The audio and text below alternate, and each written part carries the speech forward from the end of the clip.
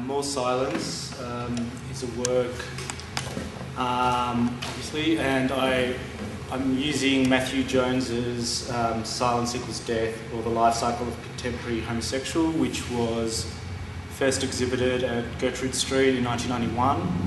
And my work is like, I kind of use his work as a springboard into making a new project.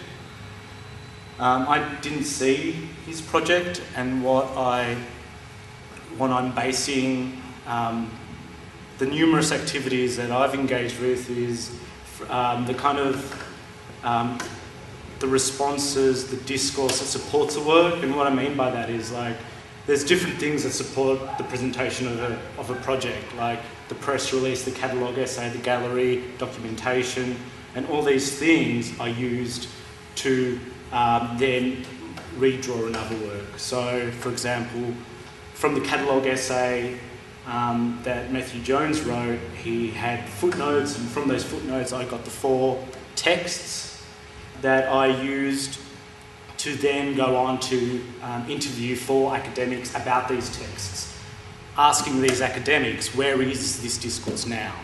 It's, you know, what's happening now? These particular texts had a type of relevancy and urgency in 1991. AIDS was, it was, you know, in 1991, there was this kind of hysteria relating to HIV and AIDS, which actually doesn't exist, you know, at the moment, apart from in third world countries, but in terms of a kind of a Western first world kind of situation, it's a very different kind of climate, very different cultural climate. There was also a period of time where groups like ACT UP were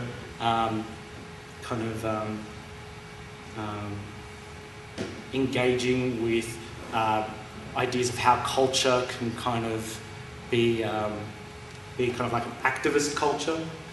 Matthew Jones, sorry, I'm going all over the place, but in a way it's kind of like the back, so me being all over the place is kind of like the back of the work, which is kind of unravelling of all these different discourses, because in some ways the work is a type of unravelling. One side is an unravelling, there's too much discourse, there's too much talk, and on the other side it's a display and there's not, you know, it's a chair, it's a deck chair.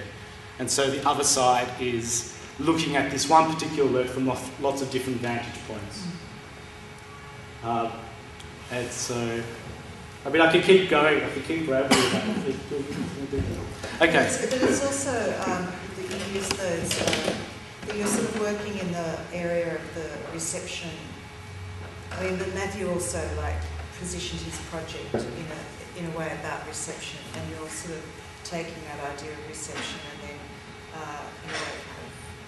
continuing working with that, sort of going back to his concept or his reference points in that, and then working off of that.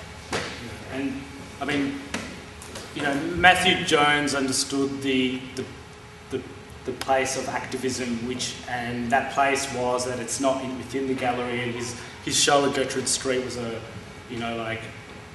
differentiated from his role as an ACT UP member, and that and really my work plays off the idea that he kind of had all these blank canvases in the show, and these blank canvases were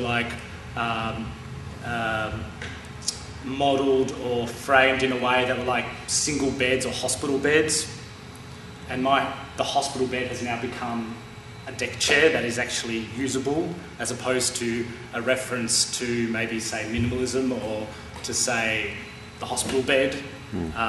So there are some visual and formal things that I've taken from his project, but then the painting of the deck chairs, where I've asked 4 artists, Alex Munez-Rowe, Kristen Worsthorn, Marcus Keating and Andrew Atchison, to respond to Matthew Jones's project. And so they're the drawings, that's the print, that's the poster print in the backside. And then I've taken their drawings and drenched them of all their kind of content and meaning and made them into just patterns. And that was like a digital process of just, there's a Virgin Mary who's being, hung, and there's a, graphic illustration of a woman choking on a cock. And what I've done is I've taken the content out and kind of made them into bars of colour. And, for the idea of decor, these are, So you're also operating on a level of, you're also sort of putting, there's a critique that's involved in that was also existing in Matthew's project, in a way, his critique of the art world as being an activist, and then his critique of activism, because his project was really also very dialectical in that way. Yeah, I mean, he initially had one catalogue. He had multiple catalogues. He in fact had an illustrated catalogue, a press release, and then an essay, all in response to the one project. The first catalogue had no text except for like 3 sentences, which said,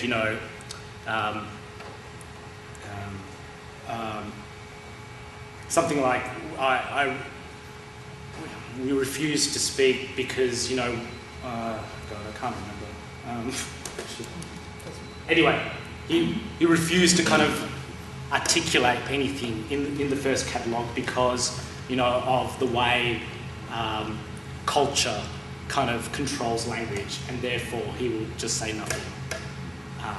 And so that was his first kind of, but then that wasn't enough. He then wrote an essay that was heavily footnoted, with kind of, the Christava reader and Douglas Crimp, etc. Which I then get the issue of October, the Douglas Crimp edited, and make this chain, this kind of celebratory chain. Can I talk about October and Douglas Crimp? Okay. Well, what was interesting about that issue of October that Douglas Crimp edited was it was very different from every other October that had gone before and after. It was an edition of October, which is usually really full of theory that's, continental theory, but this particular issue was based in New York, local grassroots activism and like language that was very kind of plain as opposed to highly theoretical. And Douglas Crimp was kind of ostracised by, Rosalind Krauss and Hal Foster and co. after he'd edited this issue because of what, and so I'm kind of celebrating this issue in a way. Because it's very different from every other issue. And I talk about that with Anthony Gardner in one of the interviews.